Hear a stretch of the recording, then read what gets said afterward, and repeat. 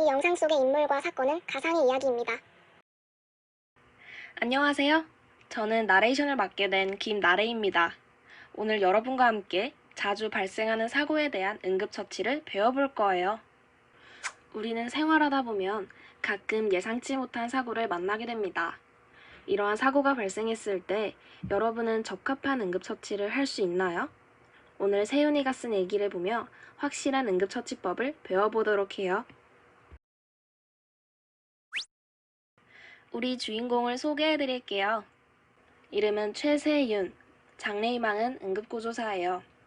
좋아하는 것은 축구, 강아지, 그리고 다치는 것을 싫어한대요. 자, 그럼 이제 세윤이의 일기장을 살펴볼까요?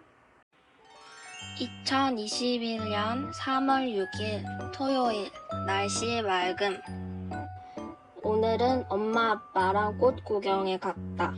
꽃을 구경하는데 갑자기 엄청나게 큰 벌이 나타났다. 그래서 도망가다가 돌에 걸려 넘어졌다. 그래서 무릎에서 피가 났다. 일어나려고 했는데 발 위가 아파서 못 일어났다. 아빠가 나를 업어줘서 다행이었다. 이제는 조심히 다녀야겠다. 저런, 세훈이가 넘어지면서 무릎에 찰과상을 입고 발을 삐었군요. 여기서 찰과상이란 긁히거나 쓸려서 피부 일부가 벗겨지는 것을 말해요. 그리고 삠은 염좌의 다른 말로 관절이 정상적인 운동 범위를 초과하여 심하게 비틀리거나 잡아당겨질 때 유발됩니다. 이럴 땐 어떤 응급처치를 해야 할까요? 찰과상 처치법. 상처 부위를 흐르는 물에 씻어 이물질을 제거합니다. 단, 알코올은 단백 변성을 일으킬 수 있으니 사용을 금합니다. 상처가 크거나 반복되어 쓸리는 부분에 연고를 바릅니다. 깨끗한 붕대나 천으로 감아서 균일한 강도로 압박하여 지혈합니다. 염좌 처치법은 프라이스를 기억하면 도움이 될 거예요. P. 프로텍션. 활동을 줄이고 정도에 따라 깁스 등으로 보호합니다. R. 레스트. 충분한 휴식을 취합니다. I. 아이스. 얼음으로 찜질합니다. C. 컴프레션.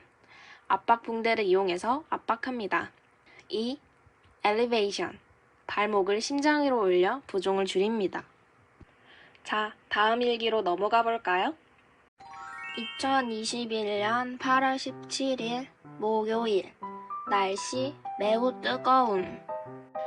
오늘은 아빠 휴가였다.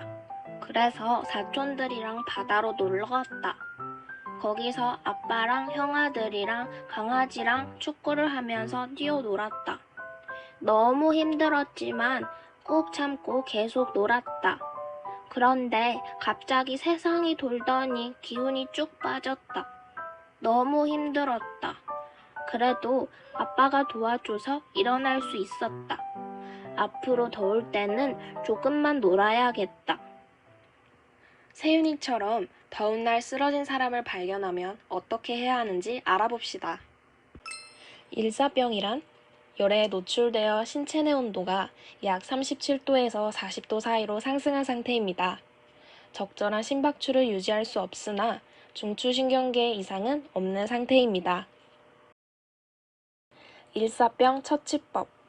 환자 의식을 확인하고 시원한 곳으로 옮깁니다. 옷을 벗길 수 있으면 벗깁니다. 단, 그렇지 않으면 벨트나 단추 등을 느슨하게 풀어줍니다. 다리를 머리보다 높게 하여 바르게 눕힙니다. 물이나 이온 음료로 수분을 보충시킵니다. 구토하는 경우엔 억지로 먹여서는 안 됩니다. 예방하는 방법으로 고온 환경에 노출되기 전 충분한 수분을 보충하고 너무 꽉 끼는 옷을 입지 않는 것이 있습니다. 자, 다음 일기로 넘어가 볼까요? 2021년 9월 21일 화요일. 날씨 흐리다 맑음. 추석이다. 추석하면 송편이 떠오른다.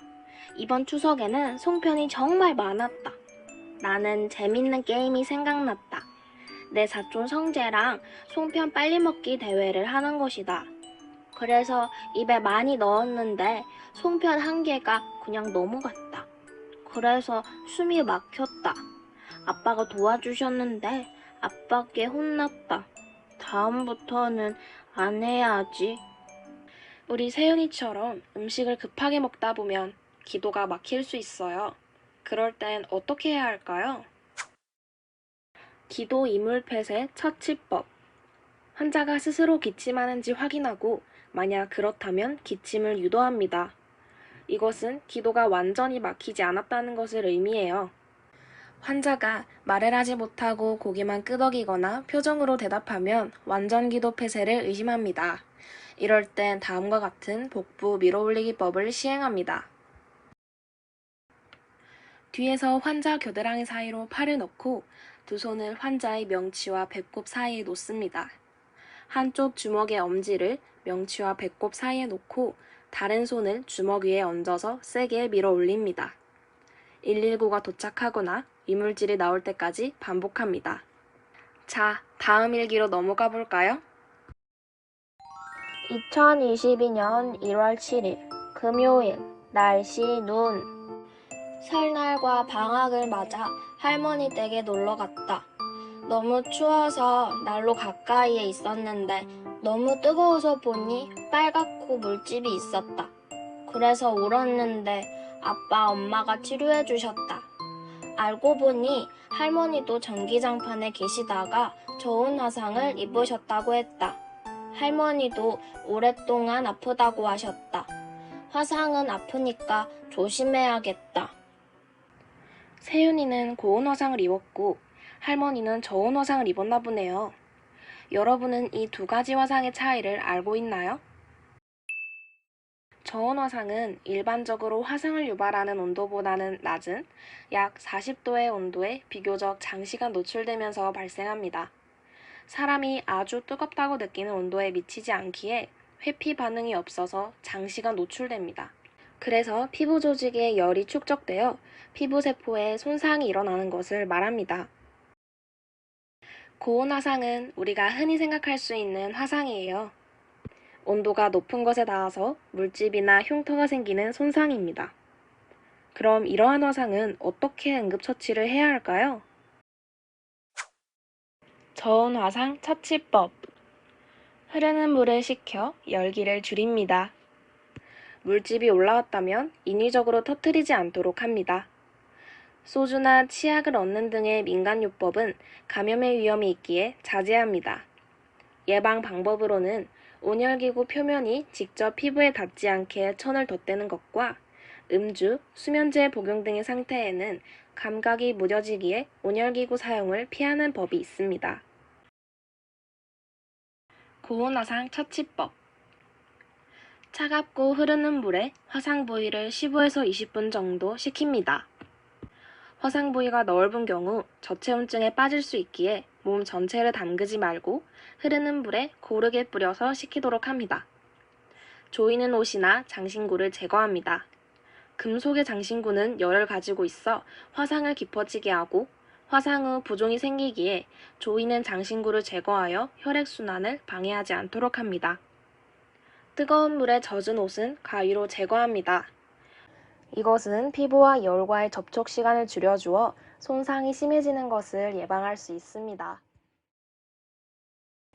소주나 치약 등을 바르는 민간요법은 사용하지 않습니다. 깨끗한 천이나 붕대로 화상 부위를 감싼 후 병원에 방문합니다. 단, 붕대를 너무 조이지 않도록 하고 잘못된 드레싱으로 감염이 생기거나 화상이 깊어지면 치료 기간이 길어지고 더 많은 흉터를 남길 수도 있습니다. 자, 여러분, 세윤이의 일기 모두 잘 보셨나요? 이번 영상을 통해 정확한 응급처치법을 배웠으니 앞으로 잘 대처할 수 있을 것 같은데요. 그렇지만 처치를 잘해도 꼭 병원에 가야 한다는 건 잊지 않았죠? 우리 모두 안전을 위해 노력해요.